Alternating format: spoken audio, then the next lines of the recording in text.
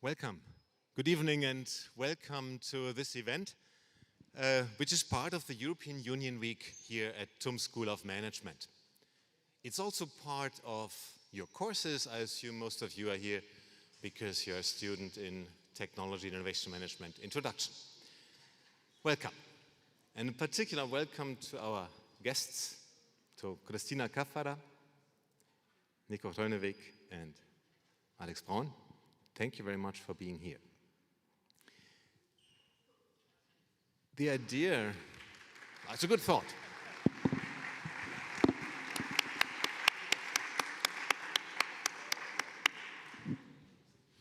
Thank you. The idea for this whole thing, why it's called European Union Week, started like 10 years ago. Pretty much 10 years ago, UK voted for Brexit, which we found at TUM School of Management very frustrating because it was based on a lot of populism and lies and nationalism. And also the young people had a rather low participation. It was essentially the old people who decided about the young people's future. So this is why we thought at TUM School of Management, we need to inform our young students, young people, you, and ideally even more people, about the European Union. Because a lot of things are happening in Brussels that we do not know about a lot. We could know. It's just that most of us don't, including me. At that point, I should also say welcome to those who follow us online or who watch the recording later. This is being transmitted to our 9 partner universities as part of the European Union Week. Yesterday, some of you may have been taking part in the event with EU Commissioner Jessica Roswell about the circular economy. Today, we address another super important topic for the EU, which is digital sovereignty, or the lack thereof. Let me first say a few more words about our guests. Let me start with Cristina Caffarra. Cristina, you are founder and lead of EuroStack. What is EuroStack? EuroStack is something we learn about more from you, but briefly, it's a systematic idea that was started about 2 years ago to get out of this digital dependence that we have to a pretty high degree in Europe. Cristina Caffarra is a leading antitrust economist with many years of experience, was the head of antitrust European competition at Charles River Associates, an international economics consulting firm, highly reputed. So you did economic analysis on merger cases and many other things. You're also co-founder, vice chair of Competition Research Policy Network and started the EuroStack thing 2024 together with others. Alex Braun, Senior VP Digitalization and IT Systems, or CIO of TUM. Alex, you are responsible for the IT system that we are using here at TUM, like 60, 70,000 people. So somebody has to take decisions about all these things related to digital sovereignty. You're also doing research in the digital twinning research group. So also a researcher, not just the IT CIO. Finally, Nico Rönneweg. Nico, thank you so much for coming, and to both of you, Cristina from Brussels, Nico from Paris. Nico is CTO, Computable Contracts at AXA Group Operations. Computable contracts means contracts that can be analyzed, can be computed with a computer, rather than read by a human, which could be enormous efficiency gains. And we got in touch because you made some statements on LinkedIn about AI policy measures by the EU. So much for introduction. I would briefly like to share a bit of background with you, because you may or may not be familiar with the situation regarding digital sovereignty in Europe. So, what's the situation? Well, first of all, it's important. You see here these 2 gentlemen who you probably know, President Macron and Chancellor Merz, at a digital sovereignty summit in Berlin in November, where also, Cristina, you have been on the panel. So and lots of other important people. You may recognize Arthur Mensch, etc., and ministers, Carsten Wildberger. Here we have our guest. I was also there, bottom right. So it's important. Why? Well, a couple of reasons. If you look at the list of most important firms by market cap, you don't find that many European firms, do you? There's ASML, there's SAP, and this is the first 28. If you look at younger firms, the Global Unicorn Club, there's a long list here. And yes, we have 2 EU firms, Mistral and Celonis. Celonis comes from TUM, so we are proud, but it's the only one from Germany. There are 3 more from the UK, but that's it with Europe. And then, in terms of trade, all this trade discussion with the US was based on the claim, well, on the fact that there's a trade deficit of 200 billion euros that the US has with respect to Europe. That is correct. You can discuss the exact number. But if you look at the service trade, it's nearly the opposite, 148. And if you then add the transfer of primary income, which is essentially income of subsidiaries of GAFAM, you come to pretty much the same number. So it's balanced if you include digital stuff. The problem is, and that makes Europe dependent, you can replace a Mercedes, or maybe not really, but you can replace a Volkswagen with a GM, maybe, yeah. But you can't really replace easily Microsoft because of lock-in of all the complementary services, etc. So that makes that dependency, that lock-in, creates dependency. So, and it's not just the money. It's not just the fact that the bigger firms come from somewhere else. It can also be exploited in some ways. So here's the reproach that Broadcom was cranking up royalties for its very important software, and the insinuation is at least that it is done to harm cloud providers in Europe. European cloud providers, I should say. So, again, one point on a firm level between firms where dependency is harmful. Another situation here, you may have seen that the International Criminal Court in The Hague issued criminal arrest warrants against Netanyahu and his minister Gallant, suspect of crimes against humanity and war crimes. And, well, that's the things the International Criminal Court does. It's just that Washington didn't like that, so they blocked the prosecutor's email access. So they couldn't access their Microsoft email anymore. Thank you. So whenever we do things here that they don't like in Washington, no email anymore. This is not exactly what you want, right? So there's dependency that is being exploited. The court, as a reaction, will transition to OpenDesk. It's a solution by a German association, a group that is based on open source and avoids that dependency. Yeah, and also coming back to the monetary side, this is just the royalties that public administration, federal administration in Germany pays to Microsoft. Has been going up to 450 million last year, or the year before, I think. No, last year actually. Or 480, sorry. Nearly $500 million. Just federal administration, not all public. So it's a lot. So, this is why digital sovereignty is important. I skip that here, just to show that people have thought a lot about what that precisely is.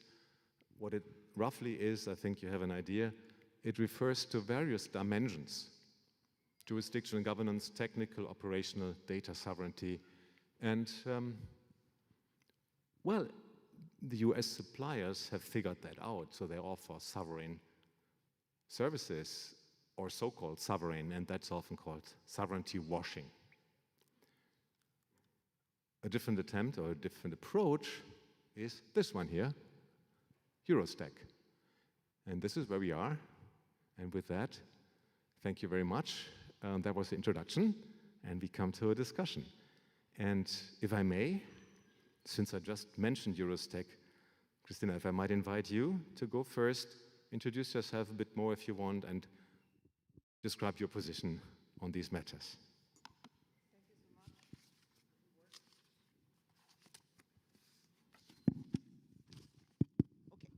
Thank you so much, Joachim, and thank you for having me. I'll introduce myself as I speak generally. As you mentioned, I started off as a competition economist, and I was involved in all of the big antitrust cases that were run, not just in Europe, but also in the US in the past 15 years. So you name it. I was involved in all the battles against Google and Facebook. I also worked for Microsoft and Amazon and Apple. So I'm saying this to say that I was as deep in that tent as one can be. I was very involved in all of the ways in which the European Commission was a pioneer in trying to deal with the market power, the monopoly power of these actors. And while at the beginning there was, of course, great enthusiasm and great hope that somehow this intervention was going to be effective, already around 2017, there was a question beginning to form. We in Europe are trying to regulate, we're trying to enforce against what are already pretty gigantic companies. Is it working? At that point, there was a decision against Google for Google Search, one for Android, and there were cases underway on Amazon, Apple, and so on. And I remember at the time, when I at the time was working for Amazon and Microsoft and Apple, the question that was coming at me was, well, Cristina, but you know, you guys in Europe are trying to regulate us, fine, have at it, but what's it really doing for you? What's it doing for you? And I remember that question really being a very lively one for me, because yes, you can certainly come up with some sort of remedy against Google search monopoly power, even assuming that remedy was in any way effective, which it wasn't. The question remains, how does that create me a European tech industry? How does regulating Google search, or for that matter, Apple App Store, create me a European cloud, create me a European software industry? And so, cut a long story short, what became very apparent was that all of these exertions, all of this effort, all of this obsession that we as Europeans had, in good faith, for regulating the large platforms was, wait for it, a waste of time. It was a total waste of time. Nothing was achieved. Everybody exerted themselves into this endeavor.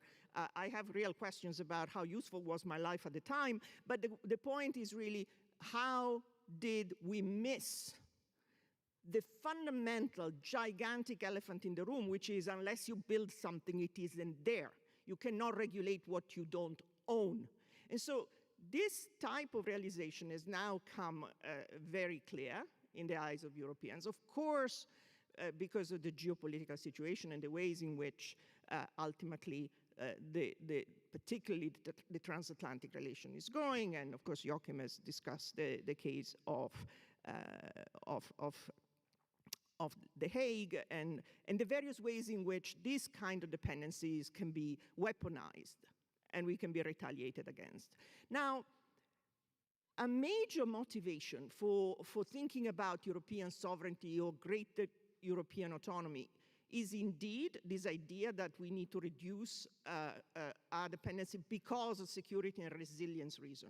You want continuity as a business, you want that to happen. There is another reason which I always emphasize. It is important that we don't lose sight of it. More or less, 18 months ago, we had the Draghi report, which was, of course, from one point of view, you can say every 5 years, the Commission commissions a former Italian Prime Minister to tell us what we already know. That is, we are not doing very well. So we had Monti, and then we had Letta, and then we had Draghi. But the fundamental point of that report, which echoed very strongly, of course, around Europe, was last chance saloon, everyone. We're not just in minor difficulties. We are in a situation in which the economic model on which Europe is founded is not viable in 20 years. We have an export economy which is being threatened by the second China shock and by tariffs, and we are certainly in major difficulties. When you look at the key chart in Draghi's report, it is a chart on the progress of productivity growth. And there is a very big decoupling between Europe and the US as of 2000, which deepens even after COVID. And when you look at the causes for that, it's not that European workers are less productive because they work less. We take slightly more holiday, but that's a feature, not a bug. It is the case that Americans throw more investment per worker, and it's all in tech. No two questions about it. So you throw capital at workers in tech and they become more productive. We fail to do that and we pay the price. So in order to narrow that productivity gap, we need to invest massively, aggressive in our own tech. Forget regulating anyone. Honestly, the regulation effort, have at it, but honestly, it is a waste of time. It is a question of really aggressively now producing our own asset. And why do I say our own? Because the value chain is what we need to capture. This is the foundation economically of the principle of sovereignty. I don't want to just wave a European flag, although I'm very patriotic. The issue is value capture. If you have a supply chain and you build on the top layer, this is happening with AI, by the way. Here in Germany, everyone is kind of waving the flag. We are going to win the industrial AI battle and it's going to be sovereign. I would just caution that you're going to be sovereign at the application level, buddy, but all of the stack is not yours. It's still Microsoft, Google, and Amazon unless we get our act together. So let's not pretend that the shift into AI is going to make us suddenly sovereign. It's going to possibly do the reverse in a nutshell. So to conclude, EuroStack came as a spontaneous movement. I'm not paid by anyone, so in case anyone wonders, I'm not funded, so this is totally a passion for me. But I do believe that Europe has got amazing talent and capabilities. In this town, there is stuff that Americans can only dream of. And it is unconscionable that we don't get our act together and make us what we are. We are a superpower. When Mark Carney in Davos does this passive-aggressive little speech that says, we should all behave like middle powers, let's hold hands, it just infuriates me. Like, no, you talk for yourself, Canada. We are not a middle power. We are Europe. We are a superpower, and we need to act like one. So if we stop feeling sorry for ourselves, all this defeatist thing that says, oh, we can't quite do it, the Americans. I ask some companies and say, why aren't you selling more of your product, Europeans? And there is a droopy attitude that says, well, my customers don't understand my product. No, that's like saying my wife doesn't understand me. No, you're boring in most cases, and so that's why she doesn't want to talk to you. But in reality, unless you get your act together, you're not going to sell. I can expand more, but that's my initial pitch. Thank you.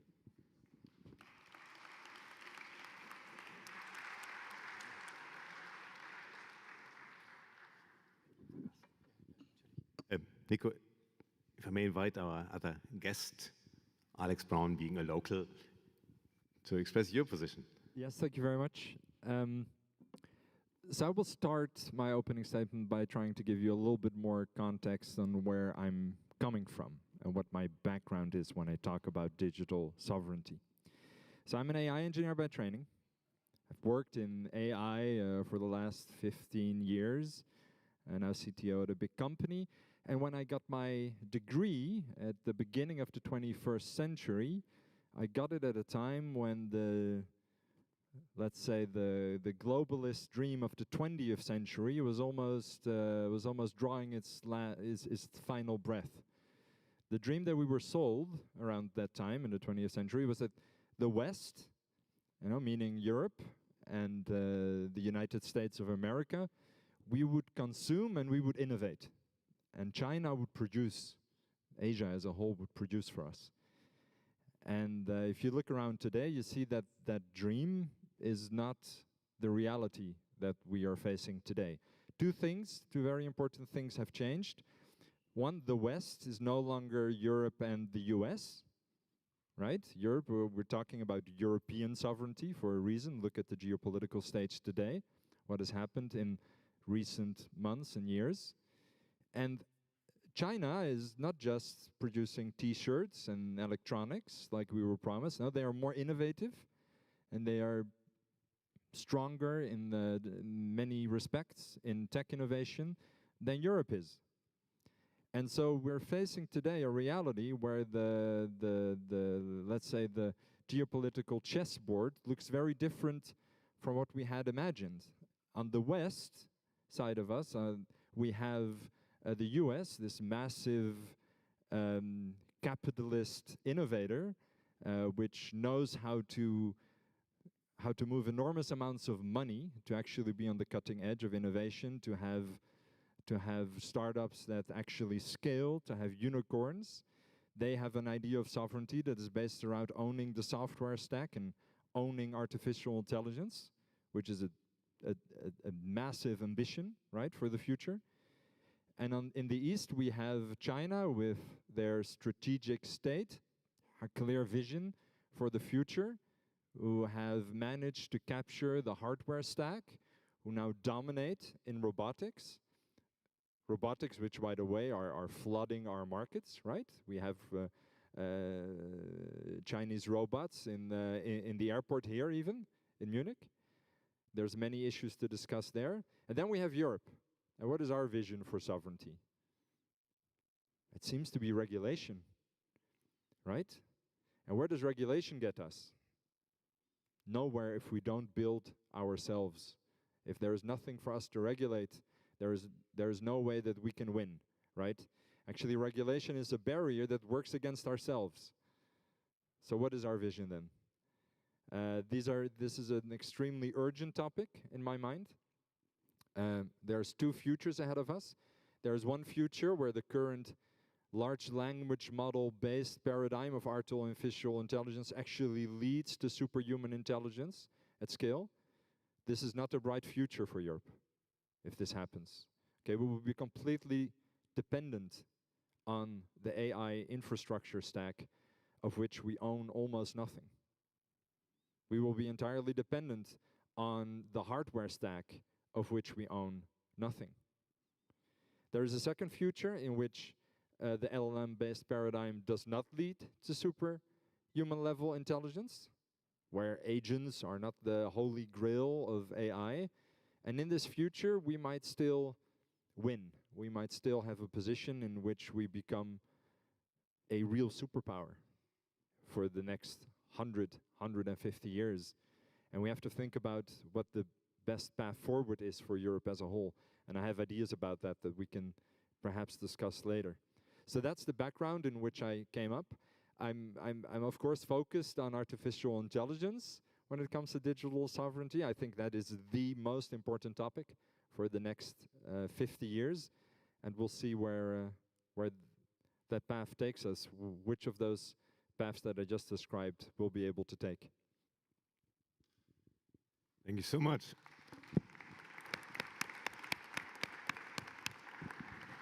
So now, what does that mean locally for somebody who is running this huge landscape of IT?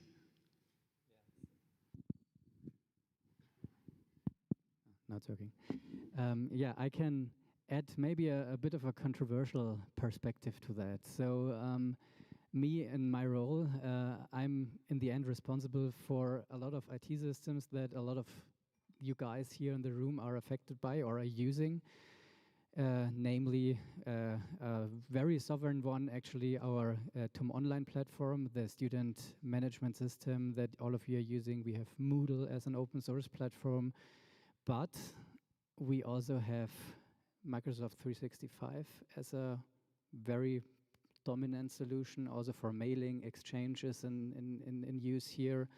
And we have a lot of other systems we are dependent on, where we could heavily argue whether or not they are to be used within a European context.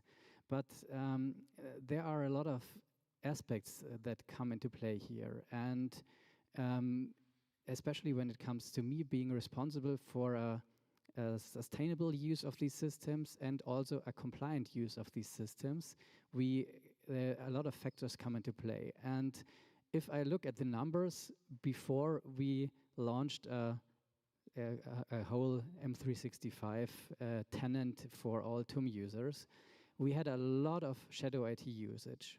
And that means we saw all of the crazy things that could happen that you would not think about, but still they happen. People publicly sharing personal data of other users broadly on the web without even knowing that they did something wrong. People buying a lot of additional licenses that could have been much more effective if we would have a central license. All of these aspects come into play here. So we need to have systems that have at least some sort of governance where we can control how they are used and how they can be used sustainable and also compliant. Plus, if I look at the shadow IT problem, I see all of the US competitors we have, like, I mean, OpenAI, if we come to the LLM users, OpenAI, Gemini, Anthropic, all of the big ones that are currently playing a role. I'm in contact with all of the sales departments from these companies, and they usually present me with quite impressive numbers of TUM users using these systems. So what I want to say here is, being here in Europe and providing open solutions is one thing, but the users actually also accepting these solutions and working with them and not going to the large and well-known and probably good ones is always a very hard decision to make. So will I provide a solution that is sovereign, that is hosted on premises here with us, or am I offering a solution that is well-known and publicly accepted because everyone is using it? And these are very, very hard decisions to work with, and we need to find solution here, because if I invest a lot of money, but nobody will use it because everyone uses the American software tools on their own, I don't win anything. So this is why we need to find a solution in between. And if I may add one more thing here, we are very, very carefully looking at the offers that are sovereign and are available here in Europe, like, for example, the OpenDesk solution that was already mentioned. And we had a talk with them, and they immediately told me, well, sorry, we can't offer you anything because you are too big. And by the way, if you would have been interested in our solution, it would be 40 euros per person per month. And if every one of you can do the math with 65,000 users, it is basically not fundable for us. And this makes the situation very, very complex, with US companies offering solutions in part for free, and this makes it very hard when we also need to factor in money coming in. So this is a lot of bit of sad, but also realistic points that we need to also assess if we want to make a whole picture. And this makes it also, well, critical if we want to find suitable solutions that we provide for everyone that should be sovereign. But I already see I triggered a lot of impulses here, and that's exactly what I wanted to achieve. So happy to open the discussion round. Thank you. And Cristina. So let me just say, you are positioning this as a juxtaposition between a European Far West, in which the solutions are low quality, high price, they are fragmented, they are not credible, and the shiny, wonderful Rolls-Royce that the Americans are providing to us, which is totally credible, totally cheap, totally wonderful. This is not the world I inhabit, I'm sorry. This is not the world out there. American solutions have got, Americans are great at distributing. We know they have a lot of functionalities, sometimes 400 that people don't need.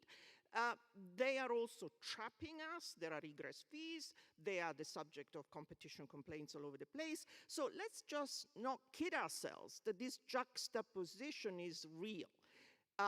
Indeed, a year ago, I was invited by Digit, the body of the European Commission, and there couldn't be someone more cautious and careful about security and concerns around that, to give a keynote. There were 400 computer engineers in the room. And I gave this keynote, and I asked, what are you all using? And the answer was 100% AWS or Microsoft. Why? you want to know the answer? The answer was, because if there's anything wrong, I press the red button, then I can go and smoke a cigarette and go for lunch. They sort it out. So, newsflash, you're a software engineer, you sort problems out. So, today, the European Commission has actually come out of that trap, and just 2 weeks ago has awarded 180 million, okay, a drop in the ocean, in tenders to 3 consortia, purely European, OVH, Stackit, and Clever Cloud, and so on. There's one consortium that contains a portion of Google, but it receives a lower level of security. And the Commission has voted with its feet at the end and clearly identified that there are alternatives. These alternatives are credible, reach the highest level of sovereignty that we're in the scale. Google doesn't. And in fact, AWS and Microsoft didn't actually get in. So that increased competition massively because there were 20 cloud companies in Europe that bid for that contract. So no one was excluded. It was, so I don't know, maybe you talk to open source and Zendis and they told you that, but I have another 20 in my pocket that could be talking to you and say, no, we can provide you, you're not too big, you're not a country, you know. So I am not remotely moved by the idea that, okay, we need to stick to the Americans because they are the best and only. They are not cheaper, they are not the best. This is proven by countless cost comparisons, for example. I have some on the website and they look at numbers. They're not cheaper, they're not necessarily better. So I take your testimony, but try harder. So, thank you. I think actually there's not even such a contradiction here, because you also mentioned the individual users, like you guys and me and others here, because we might think, do I take, for example here, our Terminplaner? It's a pain in the neck, really. Doodle is easier. Yeah, so maybe that could be made easier. So anyway, there are sovereign solutions for many things, but at least it seems to me, I'm not an expert, but the US solutions I know may be easier. So what we have is an externality or a social dilemma problem. Remember from the lectures, right? So as a country or as a continent, as the EU, we would want to collectively use sovereign solutions. But for each of us, it might, at least in the short term, be more attractive to use something out there, something from the US. And this is then, by the way, with lock-in and coupling where the antitrust complaints come from, because of that, using that market power later on then, when money is to be made. And obviously, they can't be cheap, otherwise they wouldn't be so rich. I was wondering, I mean, and the EU, the Commission, is probably big enough to say, you know what, we want to have good prices and sovereignty, give us offers. TUM is not small, but it's not quite the European Commission. What about AXA? It's not small either. So what are you doing, if I may ask? What we use. You as a firm, the AXA insurance company. So I'm going to try to answer in 2 parts. First of all, in terms of usage, right? We see that large companies like AXA is not the only company in that case, uses all the standard solutions, the best solutions in the market, which are American, right? All of the companies take the same decisions there, right? Now, I have opinions that I'm going to preface with the statement that these do not reflect the opinion of my employer in any way, right? So this is now me speaking. So I have to also respond to what was said just here a while ago. Why do people use these solutions, right? If you look at in a room for 400 computer engineers, why does everybody choose AWS and not OVH, which is it's a laudable company? And I would say that yes, it is because they're better products. I'm sorry, they are better products today. And I say that as someone who uses these products hands-on every day, who uses all of them. They are better products because they are easier, unfortunately, today to use. And the reason they're easier to use, and they have a better ecosystem, and they're better in deployment, and they're a more rational decision, is because you don't win markets with tenders. You win markets with competition, and you win markets with capital, and you win markets with entrepreneurship. We need, if we want to win in that market, a company that is better than AWS. We don't need a company that is preferred by the decision maker because it is European. We need to make products that are comparable in terms of user experience, that are comparable in terms of stability, that are comparable or better in terms of developer experience. And I've used OVH for many years. I've run companies on it. It is not there. It is not there today.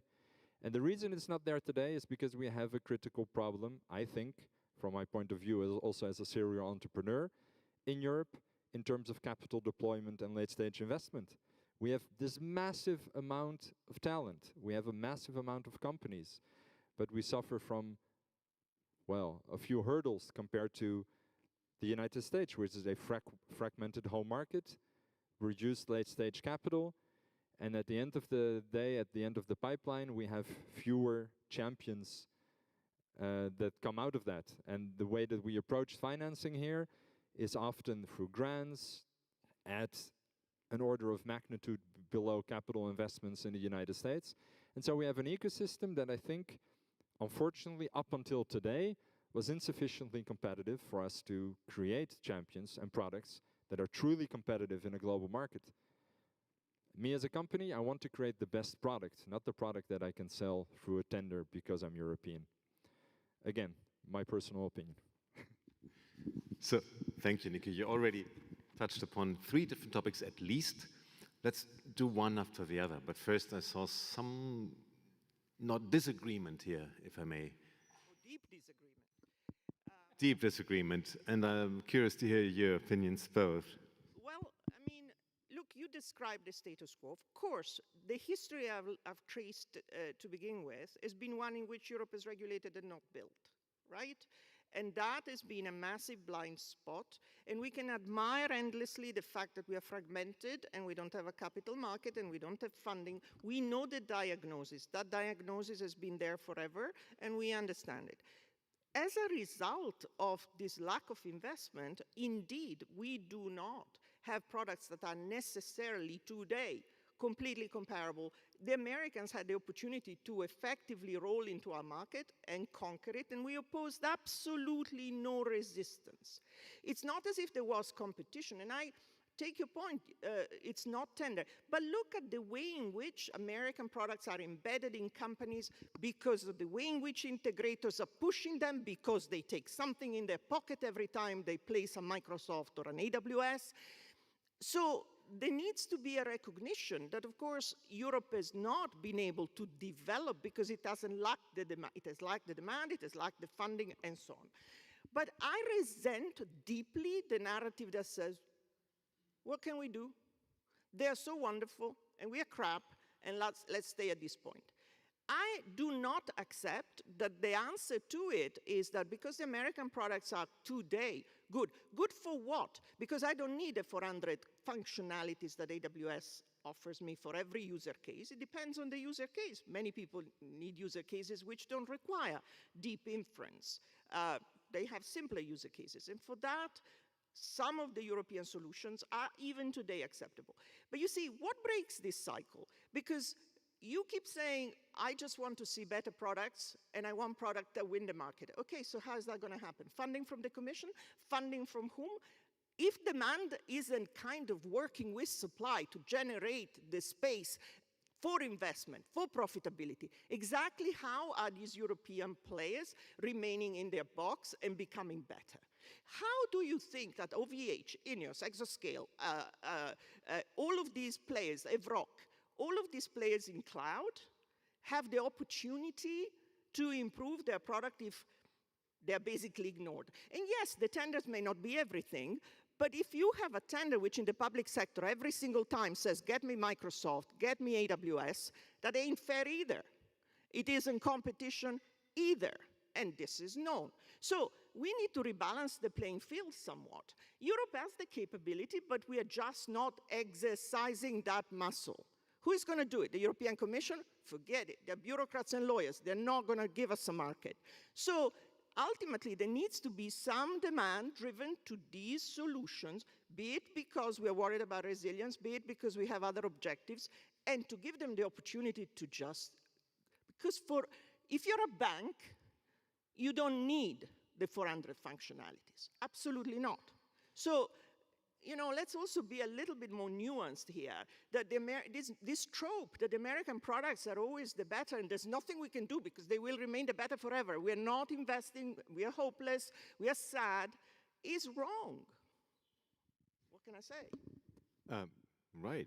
Thank you. I mean, one point I do see, and that is also part of the EuroStack idea, by the way, to buy European, but not as a rule to say you must not buy American, because if it's true that these products are better, and partly they are certainly, it might make European companies lazy. So this is not the idea of EuroStack, and this is good. The idea is to, well, support companies with some procurement, public procurement, guided towards European firms, so they can get to their legs, get up, but also be exposed to the global market. Correct me if I'm wrong, hopefully not. The point is that if we are spending taxpayer money, and this is public procurement, but public procurement is 20% of the total, and we are spending taxpayer money, and we are directing that money entirely to American suppliers that siphon it off and take it to the US, revenue and profit. Nothing remains in the pockets of Europeans.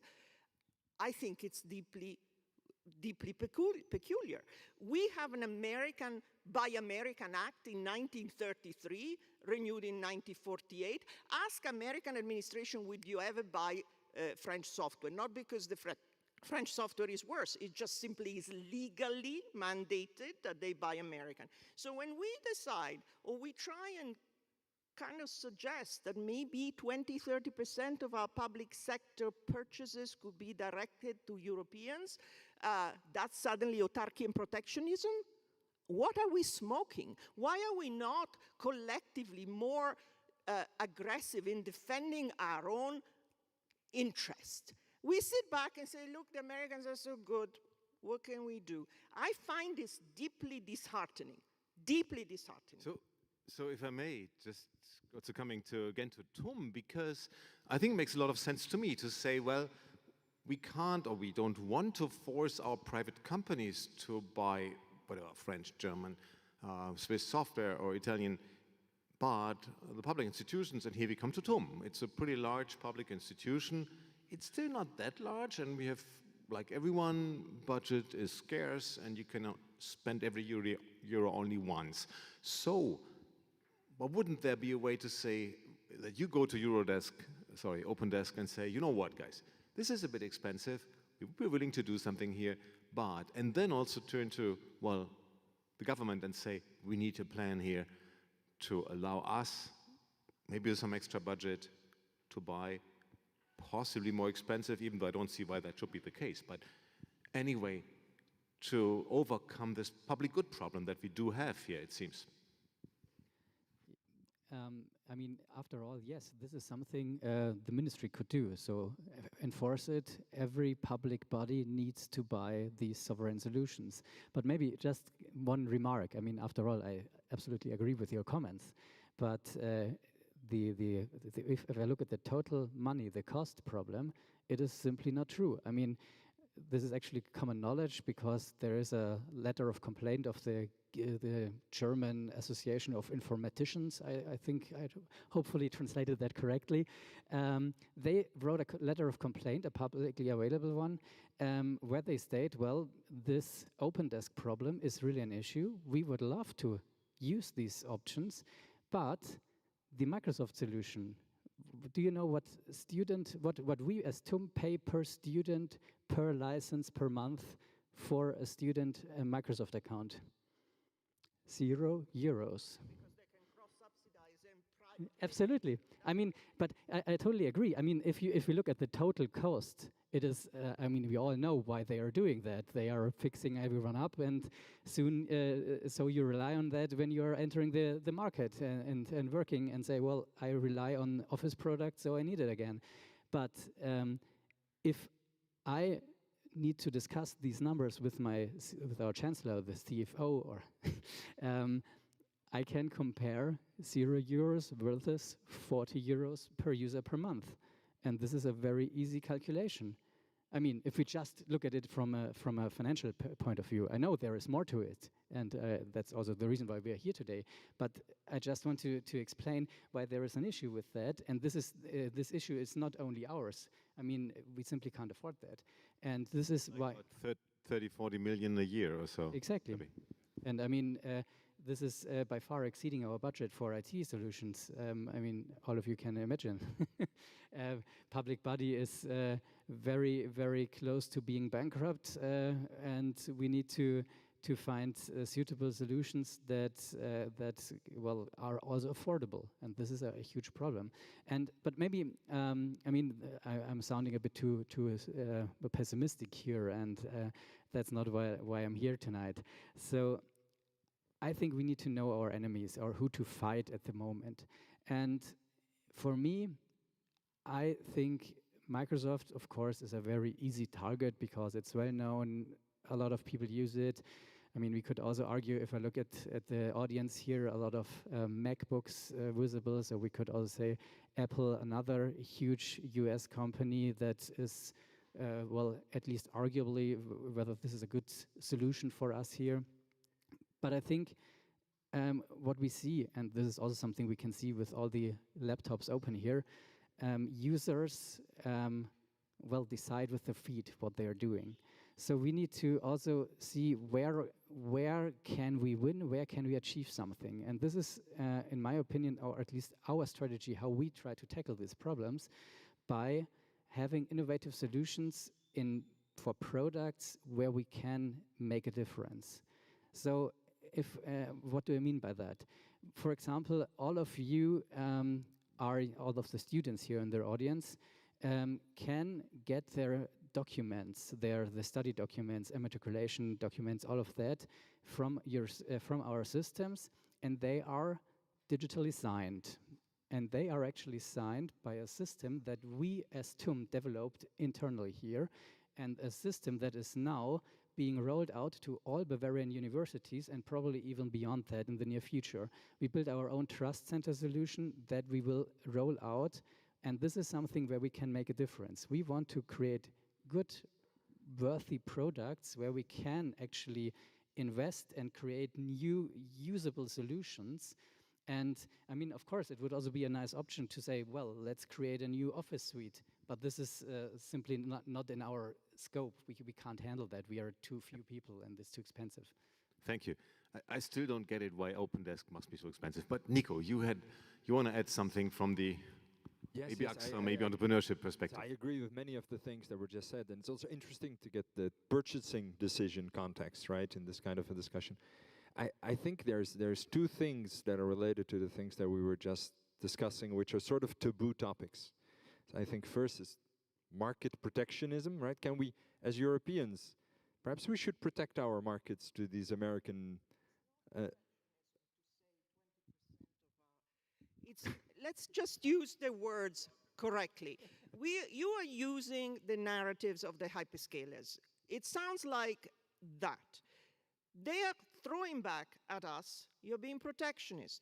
You are absolutely breaking WTO rules.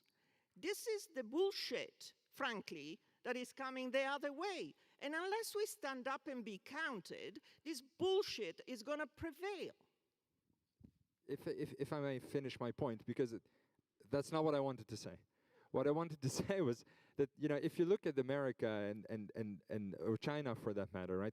These are countries which protect their markets, right? For NASA, they don't want European solutions, right? They want American solutions. We can do the same, and this is perfectly reasonable. We shouldn't accept that these American actors push their solutions down our throat by default because they can finance them, right? In the context of our desire to be digitally sovereign. That's one. But the second thing is, as we do that, we also need, and that's the thing that I was referring to earlier, we also need our own champions, right? And we need to develop those, and we need to not accept the current situation and need to say we are better than our past. We have what it takes to be a future champion, right? And I think that goes a very long way if we take into consideration all of the great assets that we have, right? We have the talent, we have a massive market. You're But going to say ASML now. I'm waiting. That's our leverage. Okay, I'm waiting. we have some leverage, yes. But I think perhaps more importantly, I think what we need, and that's the taboo word that I wanted to get to, is ambition, right? I think our younger generation needs ambition. And I think one of the things that is very characteristic of the European mindset today is if you ask an audience like this, how many people are here maybe, or more, at least 100, right? If I were to ask you right now, could you raise your hand if your ambition is to become a billionaire? Raise your hand. It's more than expected. Good job for TUM. But that's a very taboo topic almost in Europe, right? If you would say that you want to become a billionaire, you want to destroy the planet. This is sort of the equivalence, the false equivalence that some people have in their minds. But we need that level of unreasonable ambition in Europe, I think. And we need to be able to tell people that if you want to become a billionaire, not only does that mean that you're not evil, but that you're going to add value to the world, and you can become one in Europe. You don't have to go to the United States to do it.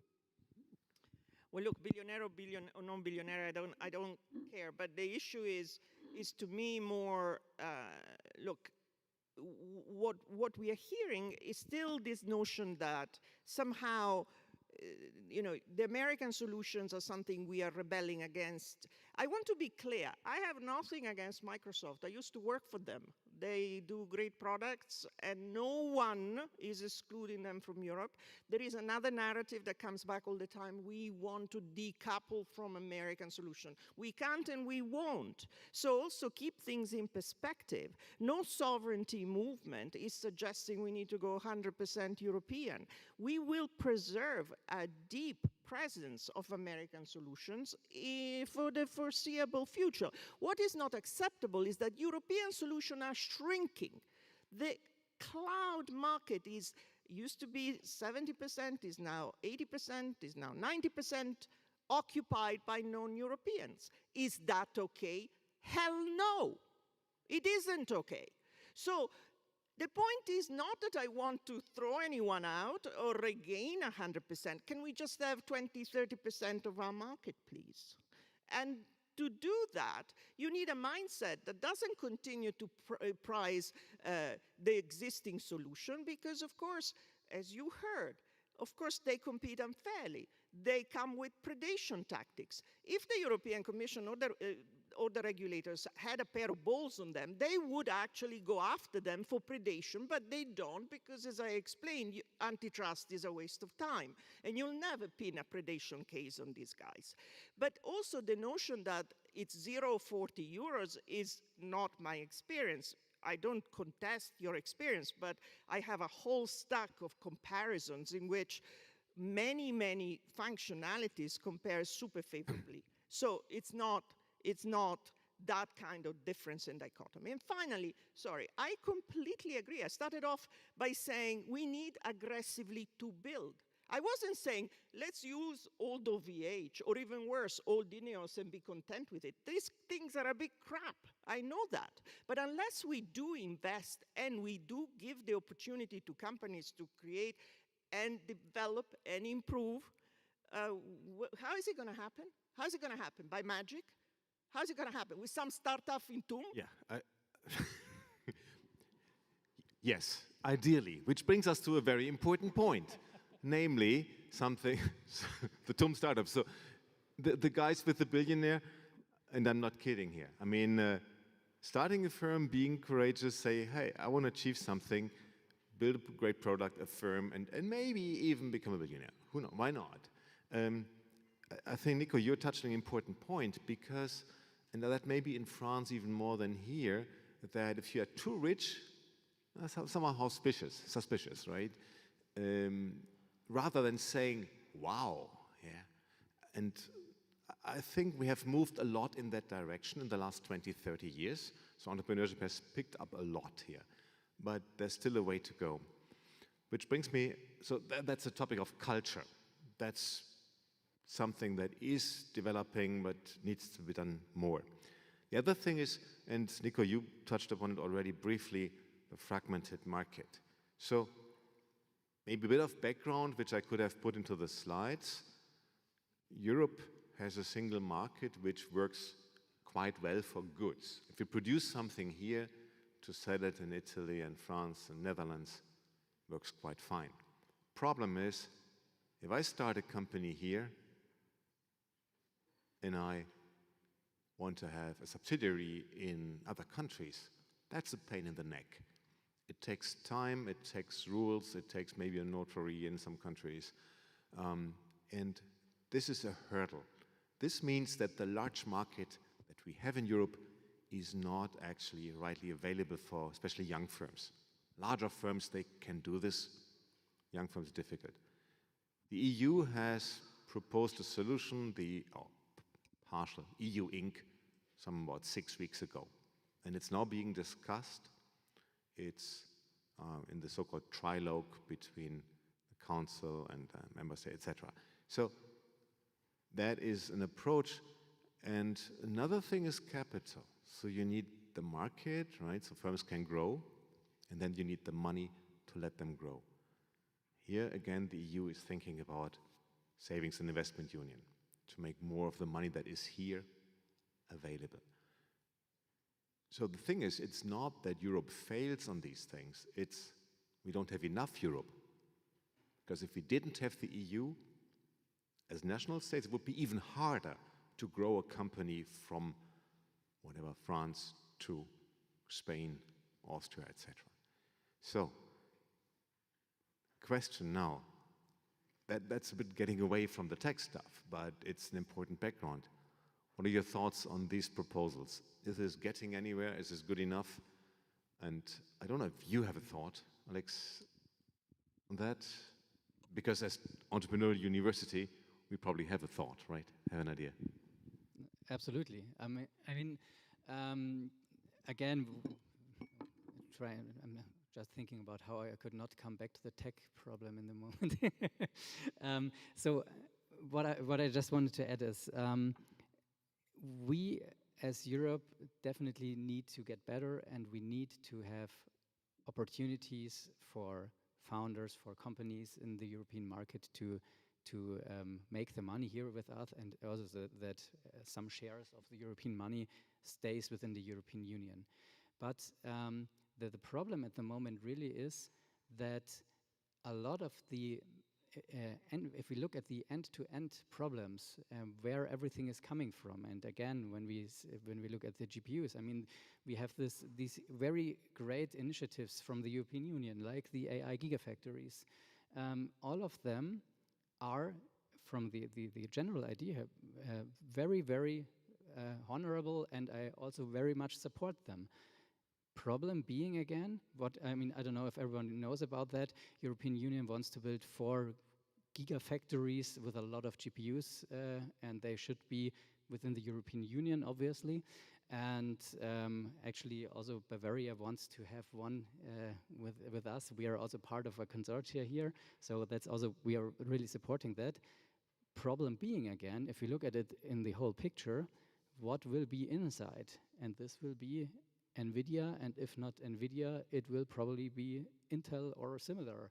And this, again, makes it a huge problem. So if we would really have this very high level of sovereignty in our approach, meaning we don't have anything else from outside the European Union, we basically we can't achieve that at the moment. That's really a factor. I guess you can't do it all at once, right? Exactly. You have something at least to compute in Europe, maybe under European ownership, and then you look inside, of course. But, right, it shouldn't be done, or it can't be done all in one go.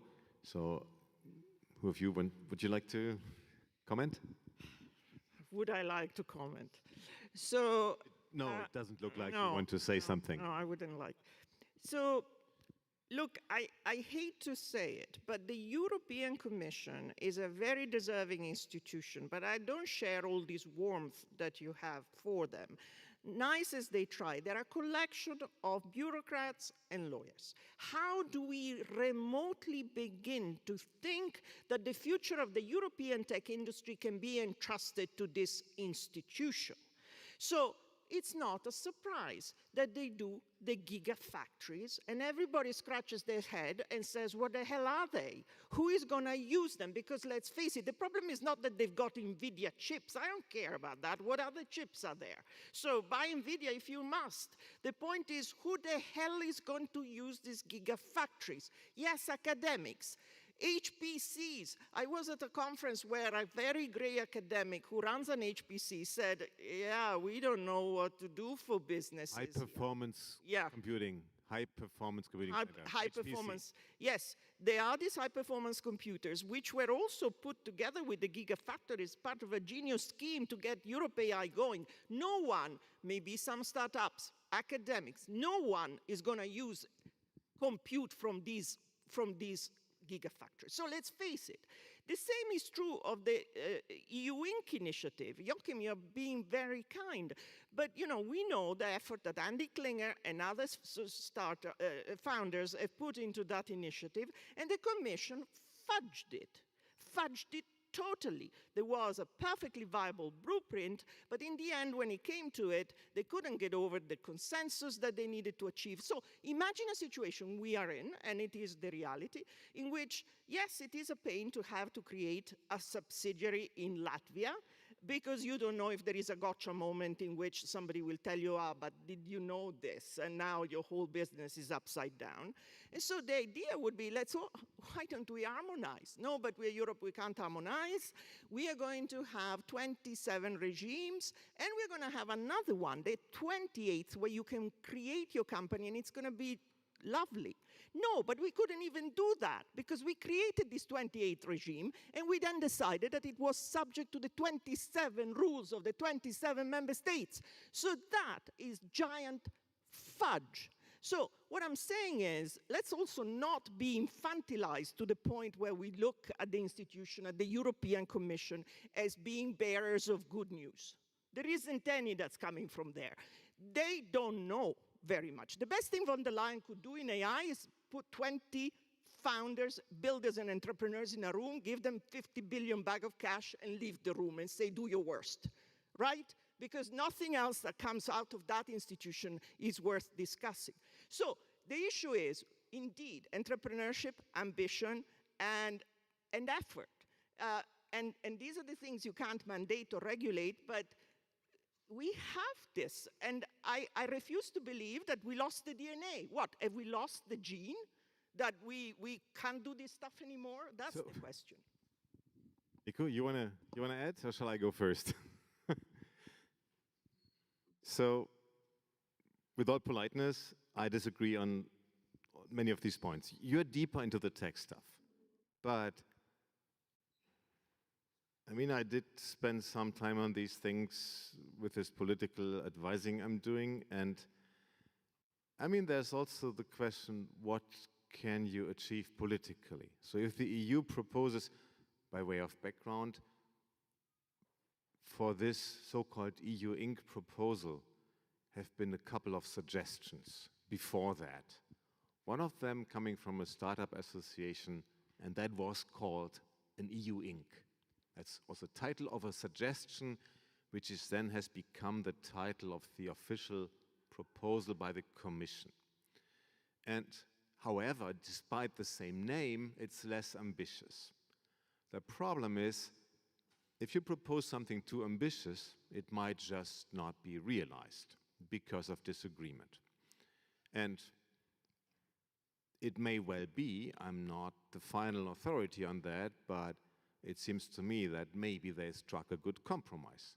In Germany, in any case, there's already a debate politically about workers' rights, because if you have one company with a legal regime across all countries in Europe, EU, it also has some alignment of the workers' rights, or with the co-determination of Mitbestimmung in German.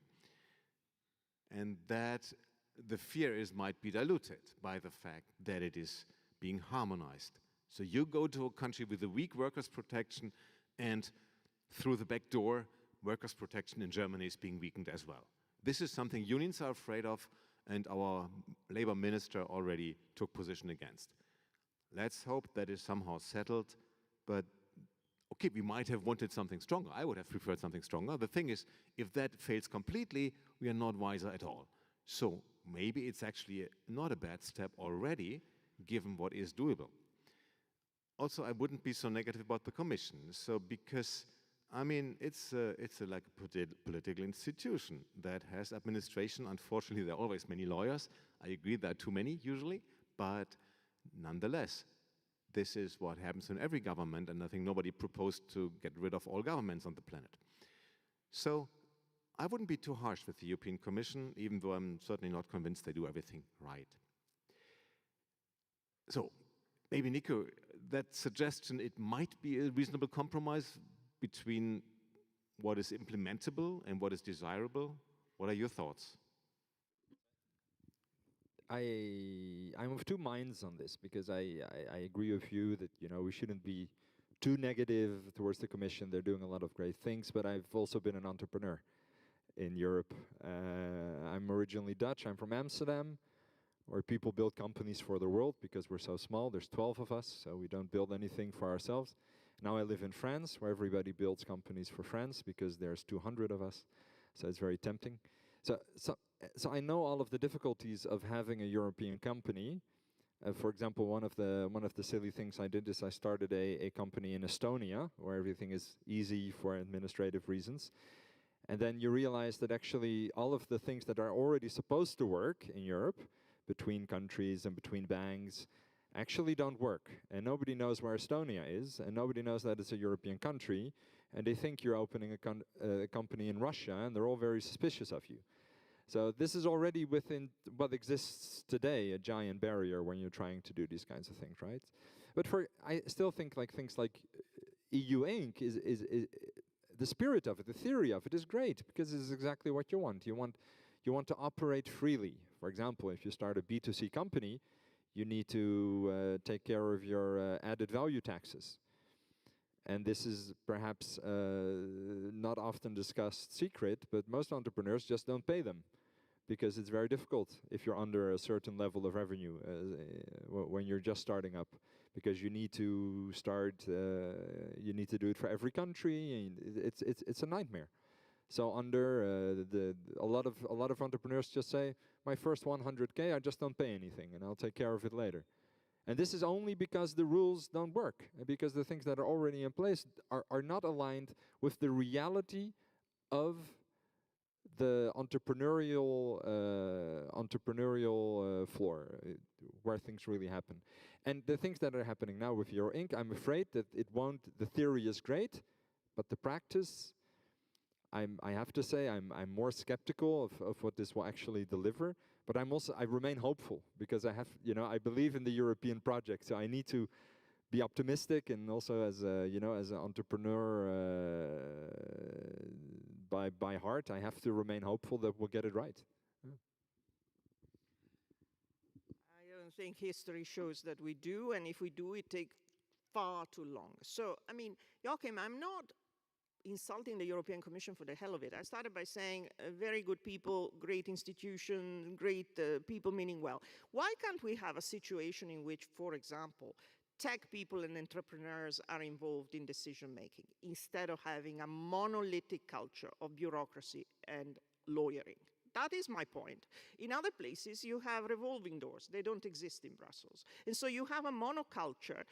And this is not just me saying. Dietmar Haarhoff, who is one of the great professors, not here at TUM, but in general in Munich, is constantly railing about the lack of entrepreneurial culture in institutions that produces these fudges.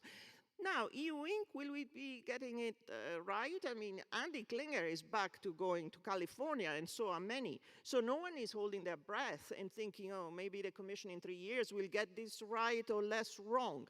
The same is true of the common market. We have this strength. Okay, so the President of the Commission tells us that by the end of 2027, there will be a blueprint for how we might combine into a common market. We do not have this time. So this is my point. My point is not that these are bad people or they're not smart. My point is that it takes far too long. And unless the people, the industry, the entrepreneurs do it, you know, in the US, no one, I live part of the year in Texas. If you are in Texas and come up with an idea, do you think, oh, I wonder what DC can do for me? You get in your truck and drive. And of course they have a big market, but let's also not create excuses for ourselves. I was there when Amazon entered Europe in 2005 with the marketplace. And the instruction from Seattle was, set up a headquarter in Germany and roll. And they rolled out of France, UK, Italy, Spain, and created this amazing machine, which is the marketplace. They had bags of cash, but did they not face the barriers? Yes, they did, and they did it. So I think we also are the prisoners of a posture and a culture that, one, takes us into learned helplessness. We cannot do anything unless somehow the Commission or the government do something. I see it in Brussels the whole time. This morning I was in a workshop and everybody was like, the Commission should be doing this. And I'm like, and what do you do? What do you do? Because waiting for Godot is never going to take us forward. Nothing to do with them being good or bad. They're slow, right? So, and again, this is the thing that we are all faced and constrained by. That's the point. It seems like you want to comment, Alex? I do. So, yes, Europe is slow. Yes, the EU AI Act, for example, is also very much laughed at. I mean, others in a way we regulate. But after all, I also think a lot of people tend to use these regulations as excuses. So what I often see, for example, if we look at data privacy, a lot of people tend to say, you can do that because of data privacy. And usually this is just an excuse because people don't want to look into the problem and tend to, well, first block it off, and they don't have a real valid excuse, so they just come up with some regulations they have heard about and think, well, let's just let the opponent crawl through all the regulatory stuff first in order to get going. And this is something that is really breaking us down and slowing us down in the end. So because a lot of the at least the felt regulations we have aren't really that hard to overcome. We can do quite a lot, also in terms of data privacy, in terms of general founders support and all of that. There is so much possible within the European Union. You just need to do it and don't listen to all the ones that are trying to stop you. This is really something we really need to, you basically also need to know that, because a lot of these rules aren't really actually boundaries you need to work around. It's just some sort of regulation, and I think not every kind of regulation is wrong. So some boundaries are also good to have. If I may comment, so many things that I would like to summarize a little bit. The last point, I love that, so not every regulation is wrong. I mean, yes, indeed. Most regulation, by the way, has a good reason. Often enough, it has to do with civil rights and stuff. It's just that every attempt to make the world a bit more fair makes it a bit more complicated. This is also in German taxes, like you can hear an exception in there and that gets a hell, often with a good intention to make it fairer. And it turns out, again, positive thing, right? Sometimes not as hard to follow, one maybe should try to actually do it. The point is, Cristina, maybe to comment on what you said it's slow. Well, this EU Inc. thing, whatever, if you like it or not, but assuming it comes into force, then it will be in about 2 years. This is not particularly fast, but that's a democratic process, right? This is the process, how it works in Europe. We don't have a kind of dictator-like president who can just tell, let's do that tomorrow. I suppose, but that's one thing. That was, and I was not saying, let's not do the EuroStack thing, let's wait for the Commission to act. Of course, both is good. I think the EuroStack Sounds like an excellent idea. And by the way, in this policy report that we wrote, our EFI Commission, we suggest exactly that, the state as an anchor customer for services, for innovative products, certainly in ICT. So, but then when you said you're often waiting for people to move and they're slow, that these are the private actors. And then if that's so, then we are again back to that matter of culture that also, Nico, that you raised, namely, you were talking more about ambition and being a billionaire, but here would be like the culture of saying, hey, this is annoying, but maybe I can just overcome and solve these things. One of my former doctoral students became a founder, and he actually didn't find it that bad to start in France. So maybe it's part of perception. What are your thoughts? Well, I think absolutely posture and attitude have an awful lot to do with it. Why do I feel so acutely sensitive about this? Because, look, mine is the generation that has lost Europe. You're all babies. But my generation has lost Europe. We have proceeded for the last 30 years thinking that somehow we muddle through, we somehow do things, and then we find ourselves in a position of being a digital colony. Is this okay? No, it is not okay, emphatically not okay. But, you know, this generation needs to sort it out. I feel very culpable for having essentially allowed this to fester and not done enough about it. And it's a question of culture and posture. Imagine you were in the United States and one morning the radio said, fellow Americans, we have established that 80% of our digital infrastructure is owned by Europeans. What would Americans say? Would they say, oh, let's do the DMA, let's do the DSA, let's regulate? Or would they say, hell, what is going on? Roll into the White House and say, Mr. President, we've got to do something about it now. No, but we sit back and we do the regulation because, you know, keeping the giants in check is what we need to do in Europe. In what mindset have we actually decided that that was going to give us a future? And I feel that this generation should be furious with the likes of me, saying, what were you smoking? Why didn't you do more? And this is what I feel acutely. It's on you, but it can be done. Absolutely, emphatically can be done, because the talent, the capability, the money. Europe saves 1.4 trillion euros a year. America saves 0.7. We send of this 1.4 trillion, 300 billion to the US VC to fund American innovation. Now, we're the only continent that isn't growing and is sending its money over there. How is this normal and sensible? Fortunately, I think that funding is moving somewhat towards Europe, but this is existential. There isn't time to just continue to admire this problem. You need to be outraged about where we are. So you asked a few questions, a few answers, maybe also because this is it's a part of our lectures. The VC industry in the US has a longer history, so there's just happening more. It's just a fact. I'm not saying I like it. That partly explains it. There's some other reasons. There's no exits for startups or for VCs in Europe are harder, so they can make more money investing in the US. There are a couple of things. So it's actually a system of problems which makes it actually very interesting from an innovation management standpoint. We talk about technology, we talk about the market, we talk about financing, we talk about then the exit of those finances, all things that contribute to an innovation system.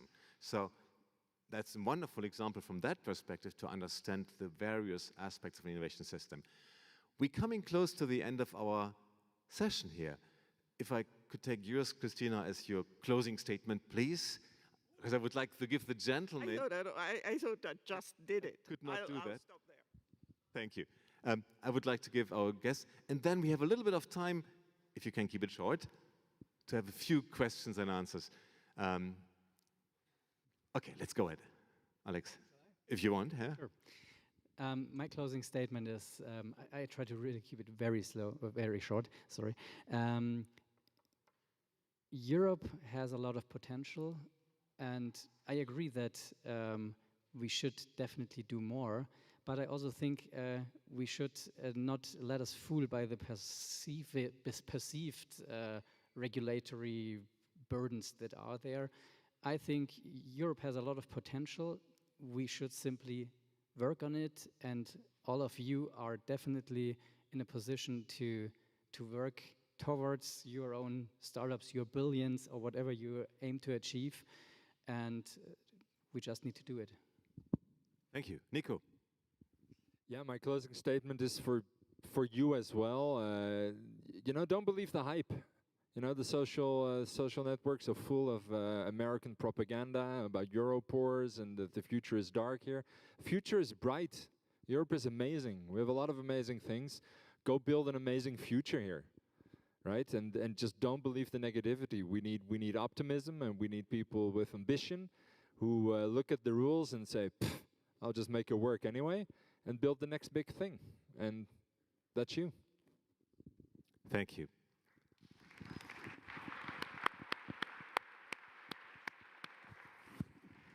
And now, that was not meant as a point to run away. Of course, you're not obliged to stay, even though morally maybe you are. Anyway, questions?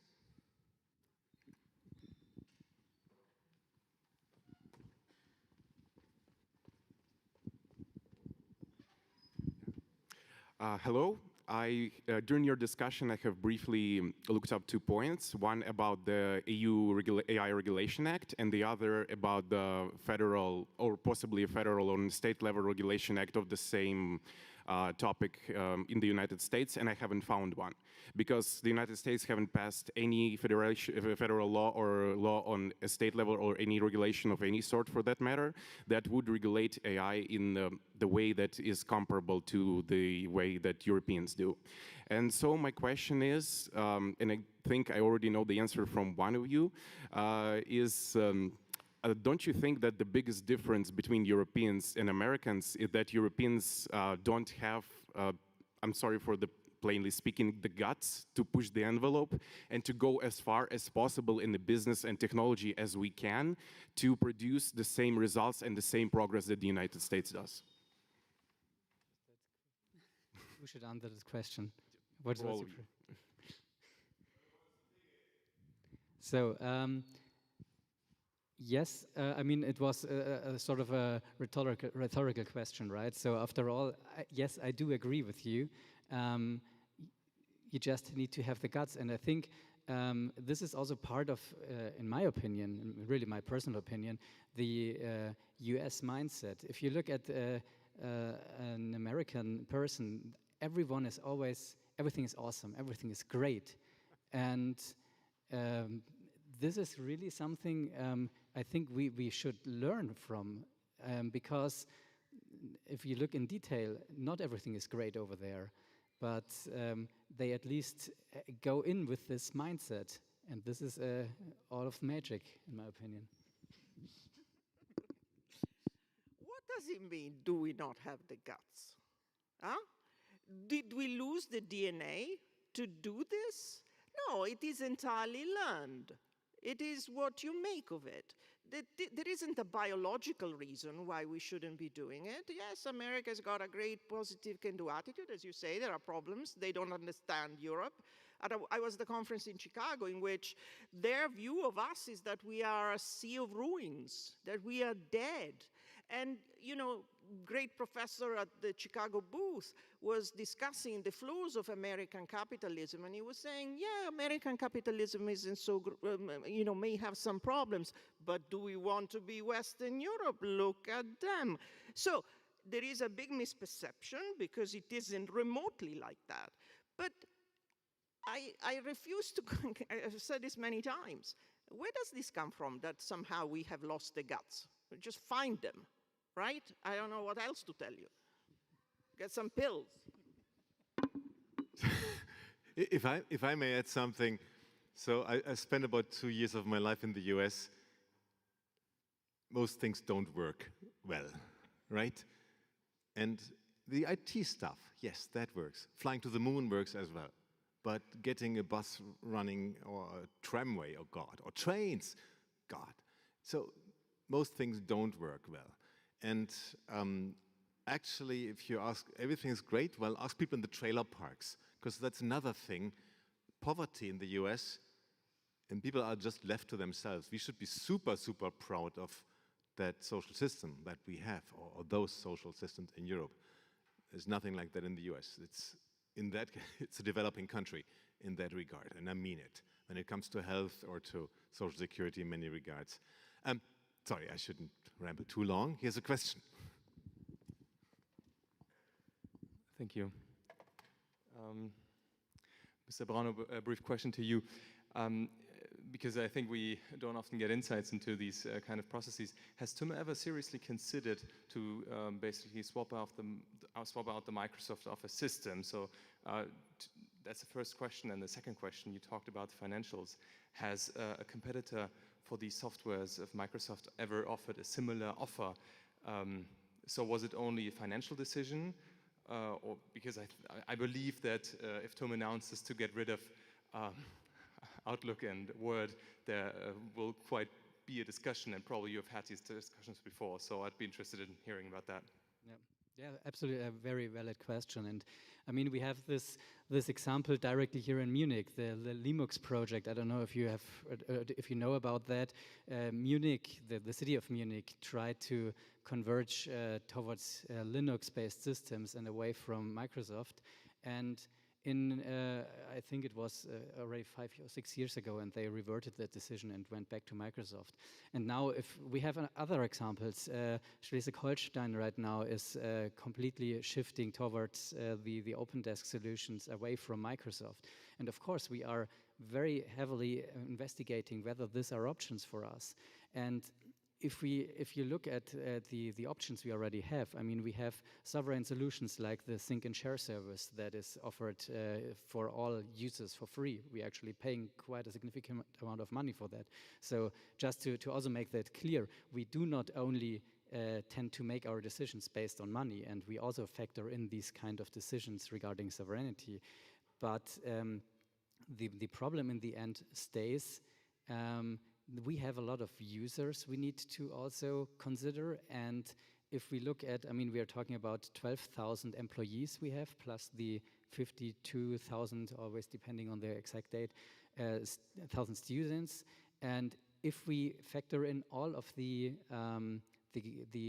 effort that is also need to be made, training the people in using other solutions, this is really not that easy task. We are working towards it. We are definitely considering also as I already mentioned, I mean, we got this offer because we talked to them to get an estimate on how would it be an option for us.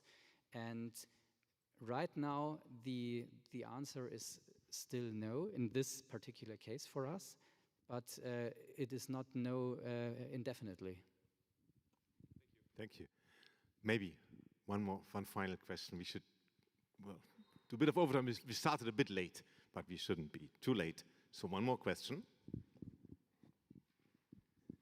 Yeah, in terms of investment, we probably can't really keep up with the US, but you also said we need a similar quality of the final product. So how can we actually get there? What sort of strategy or maybe European advantages do we have? Yeah, it's an issue, right? I mean, I think it's a good point that you're raising, but I think there's many opportunities still for the future, right? There's a lot of, like, let's say, blue ocean opportunities where Europe is actually very, very strongly positioned. So if you look at quantum computing, for example, is one of the promising areas where we have not only a lot of talent, we have a lot of theoretical and practical advance. It is still saying that it is still a field where we do have this sort of this funding disparity.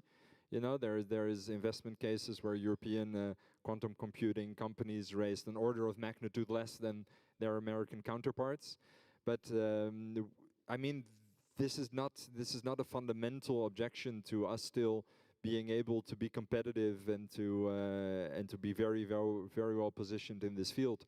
So I think there's many opportunities for us in the future, and I also think that what's happening now geopolitically is really changing also the way that people look at investment, that the way European capital is being deployed. President Macron of France, you know, just to cite him recently, when he was going around the world, said that one of Europe's great positive characteristics is that it's predictable in the current circumstances. I think that's a very good point. People don't like unpredictability, especially when it comes to investment and to markets. So I think we're actually quite well positioned for the future. And I think this is this comes back to also what you were saying, is that, you know, we should not worry about these things too much, or we should be brave enough to just go and do things and make it work and build the future for ourselves. I think that's really very important. Yeah. So I think a mistake we make is to look at these big numbers and be scared. So, you know, Stargate, 500 billion, how can we ever compete? But it isn't really what it is. No one needs to just slap on the table another 500 billion to be able to compete. I did a debate on Bloomberg in which the question that was being posed was, can Europe still compete in the chips war? And there was me and two Americans. And of course I said, yes, we can. And the Americans were like, you cute Europeans, so cute. You put your pennies, just sprinkle them on top and do the little things that we will allow you to do on our sort of infrastructure. You cannot do chips. In the end, I won the debate, and they were lying on the floor, because ultimately the point is, are you serious? Are you suggesting that we absolutely in Europe have no capabilities to do chip? What's happening in Dresden, anyone? Why is it called Silicon Saxony? There is an axis that goes from Munich to Dresden to Eindhoven, and these chips are going to be produced. The demand for nanochips wasn't there until very recently, because we need them for for AI and for self-drive cars. These things were not in demand. Now that the demand exists, we will see global foundries, we will see others rise. So let's just not say we can't do it because we haven't got the gigantic bags of money. I again think that we are putting it in ways that is unhelpful to us. Yes, okay, so you meet in the White House and you have the usual suspects who say, I'm going to invest 100 billion, and then the White House says, and I'm going to put another 500 on top. That's America, that's not what we are. But there are other ways of doing things, and it doesn't need to mean we just do the niche. Because that's what the Americans were trying to tell me. You just do your niche little cute things because you're cute. And I'm like, no, I refuse to accept. I'm not cute by any stretch of the imagination. So we need to absolutely not accept that the money is a prohibition to us having agency in any area. Thank you. And a final word. One final word. So, and I keep it also, again, very short. Just look up when you go home. TUM chip design. We have Professor Amruch with us, a very great man. We are developing our own chip at TUM, 7 nanometer technology. Plus, look up Bavarian AI systems, or it's Bayern KI actually, or Bayern LLM, however you might pronounce it correctly. And what we are doing there is developing new LLMs in the robotics and the medical field. And these are domains where we still can keep up. And I mean, this is just the TUM example. And I mean, we all know TUM is the best. But there are several other examples around Europe that do similar things. And so there is potential there. And we really need to work on that. That sounds like a fantastic word to end this debate, or this lecture. Certainly most exciting, enthusiastic lecture we had so far, I guess. Thank you so much for being here, Cristina, Nico, Alex. At this point, a big thank you to Johanna Benz. Johanna, are you here? Are you in the room? I think she's already, there she is. A big thank you, Johanna, because Johanna not only organized a lot of things for tonight, but also for this whole European Union thing, which is a lot of work in preparing. Thank you so much, and thank you for being here.